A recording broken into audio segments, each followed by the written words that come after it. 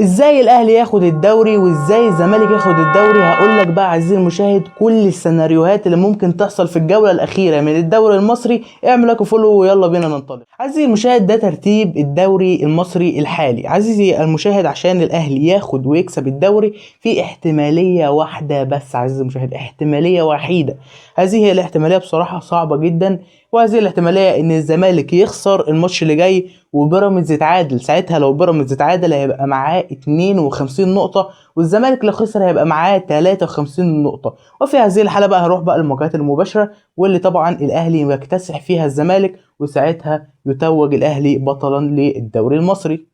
لو جينا بصينا كده الاهلي هيلاعب مين، فالاهلي هيلاعب المصري البورسعيدي بقياده كابتن عماد النحاس. عزيزي المشاهد الراجل ده لعب معاهم ماتشين وكسب الماتشين 1-0 بنفس النتيجه 1-0 و1-0.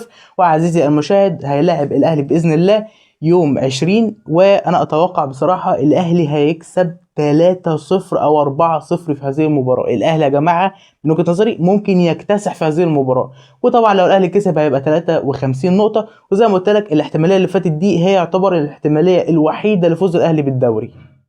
طب عشان الزمالك يكسب الدوري عزيزي المشاهد هيعمل ايه؟ الزمالك يا جماعه كل ما عليه عشان يكسب الدوري يكسب الماتش اللي جاي بس، ما يفكرش بقى في اي حاجه. الزمالك الوحيد فيهم اللي مش محتاج يفكر في اي حاجه، لان الزمالك لو كسب الماتش اللي جاي هيبقى معاه 56 نقطه، مش هيبص لاي حد، لان حتى لو بيراميدز كسب هيبقى معاه 54، فبالتالي الزمالك فارق بنقطتين، وحتى لو الاهلي كسب هيبقى معاه 53، فالزمالك مش هيفرق معاه. الزمالك بالنسبه له اهم حاجه يكسب الماتش اللي جاي، خلصت كده والف مبروك الدوري.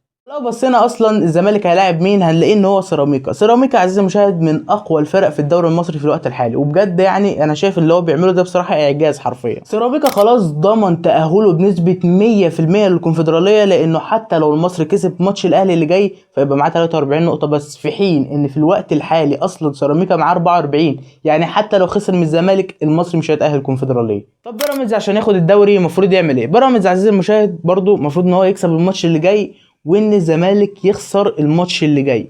وليه انا بقول لك يخسر الزمالك الماتش الجاي؟ سيبك من الاهلي، لان الاهلي اصلا حتى لو كسب الماتش الجاي هيبقى معاه 53 نقطه، ولو بيراميدز كسب هيبقى معاه 54، فبالتالي سيبك من الاهلي خالص، خلينا في الزمالك. الزمالك عزيزي المشاهد لو اتعادل الماتش اللي جاي هيبقى معاه 54 وبيراميدز هيبقى معاه 54.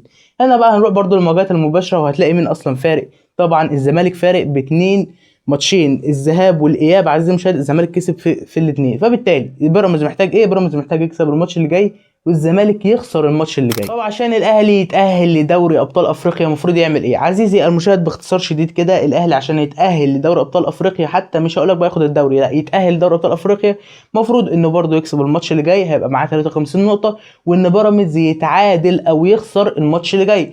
فبيراميدز لو اتعادل هيبقى معاه 52، ولو خسر طبعا هيفضل برده 51، فبالتالي هيتاهل الاهلي دوري ابطال افريقيا لانه معاه نقط اكتر. وطبعا مين هياخد الدوري في حاله ان الزمالك كسب الماتش اللي جاي؟